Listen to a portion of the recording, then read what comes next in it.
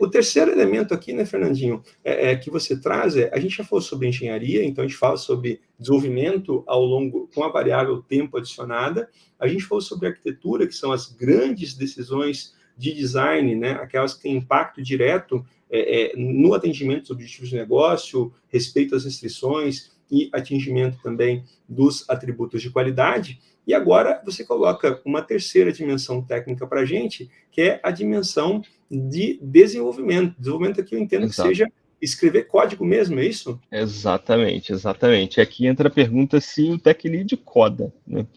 Qual que é o nosso entendimento do mundo ideal, Elemar? A principal atribuição de um Tech Lead não é codar, mas é importante que ele saiba codar e tem situações que é interessante ele codar. Então, por exemplo, a gente destacou aqui a implementação de uma prova de conceito. Ou seja, você tem um problema complexo que está envolto em muita incerteza, que não se sabe exatamente se vai resolver um problema que está sendo proposto. Esse é um bom ponto para um tech lead codar. Por quê? Envolve um senso crítico maior para conseguir avaliar o caminho que essa solução pode desdobrar. Envolve, eventualmente, uma puxada no time, que o tech lead pode ter mais experiência e competência naquele momento para fazer. Mas por que não ele simplesmente ser um desenvolvedor do time com principal atribuição codificar?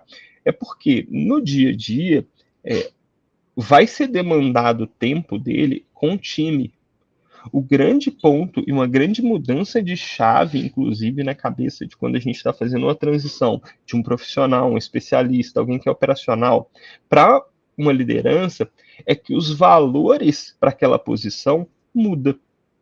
Os valores para um especialista estão muito relacionados à concentração, ao foco na solução técnica, ao foco em entregar aquele item, enquanto que num líder, esses valores começam a fazer isso, mas através do seu time. Por exemplo, também, tipos de posição que exige conhecimento em desenvolvimento. Você ser uma referência técnica no seu time, no conhecimento das principais tecnologias do seu time. Você, como tech lead, é importante você construir essa referência. Isso são papéis de desenvolvimento que acaba que o tech lead precisa desempenhar.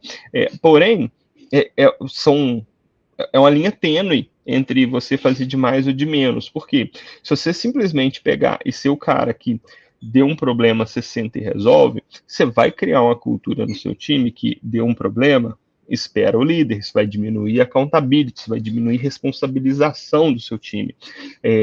Só que também é importante você resolver os problemas. Então, aqui, Elemar, entra uma conexão com o conceito de liderança, que você também já trouxe algumas vezes, que é a visão do Falcone sobre liderança, né? Que liderança na visão do Vicente Falcone, liderança é bater metas com o time fazendo a coisa certa.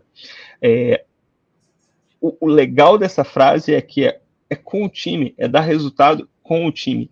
Aqui você precisa desenvolver, você precisa codar, mas você tem que lembrar que isso é com o time. Então, por exemplo, você está fazendo um negócio que seu time não domina e só você domina, opa, ponto de atenção aí. Vamos fazer com o time? Então, vamos aproveitar essa oportunidade para desenvolver alguém do seu time para ser menos dependente da posição que você tinha de especialista. Enfim, isso que a gente entende que é a competência de desenvolvimento que um tech lead precisa ter. Isso é maravilhoso, Fernando, porque conecta de muitas formas com a visão de que o principal papel do tech lead antes de desenvolver software é desenvolver gente. Né? Se tem alguma coisa, enfaticamente, que depende do tech lead, que você não tem, eventualmente, gente no time capaz de resolver, cara, você tem aí um forte indicativo de o que característica, que competências você tem que desenvolver nas pessoas, né? Eu quero compartilhar aqui também um artigo, Fernando, do Greg Hope. Eu sou um grande fã do Greg Hope, né? O Greg Hope escreveu esse artigo aqui para arquitetos especificamente, mas eu entendo que quase todas as observações que ele faz para arquitetos aqui também serve para tech leads. Né? De uma maneira geral, ele fala muito sobre a coisa de você ter um tech lead codando, um arquiteto codando ou não, né? E aqui ele fala algumas coisas importantes. Ele fala que, olha, você precisa ter arquitetos, ele usa uma analogia que é do um elevador, né? Então ele fala que o lugar onde o código é escrito é como se fosse a sala de máquinas, né?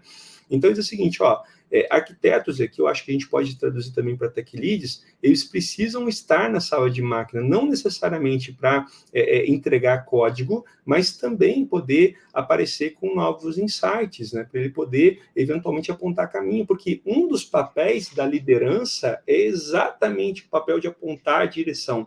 Né, para que lado nós vamos? Então, como é que esse cara vai eventualmente apontar a direção se não tiver uma fonte de insights compartilhando com o time? E fala, olha, aqui fala sobre a Torre de Marfim, né, tem muita ideia do arquiteto da Torre de Marfim, eu gosto muito dessa visão também, mas o ponto todo aqui é o seguinte, né, muitas vezes você tem líderes técnicos, isso é natural, tá? É natural que daqui a pouco o time de negócio, as outras áreas da empresa comecem a demandar desse cara. Se você tem um líder técnico que passa a maior parte do tempo dele numa sala de reunião, né, mesmo que a presença dele na sala de reunião com outros times seja muito importante, você não consegue participar do dia a dia do time dele e não consegue exercer liderança, né? Aí ele passa a ser muito mais uma representação, um representante do time, do que necessariamente uma liderança técnica, né? Então ele precisa conviver com o time, precisa se organizar para poder trabalhar isso, né?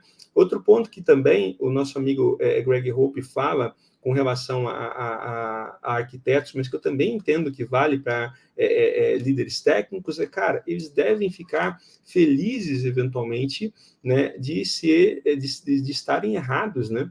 Então, cara, o que o líder técnico fala não deve estar escrito em pedra, não é uma indicação de que é o que tem que ser feito. É claro, né, Fernando, que pela posição da liderança e pelo poder que é conferido, esperado pela organização, que esse líder técnico eventualmente tem que se posicionar e eventualmente apontar uma direção que seja antipática para o time, muitas vezes, inclusive, em função da necessidade de adquirir uma nova dívida técnica. Mas, de uma maneira geral, o líder técnico vai saber que está fazendo um trabalho bom, né, quando, enfaticamente, ele conseguir ser contestado, né?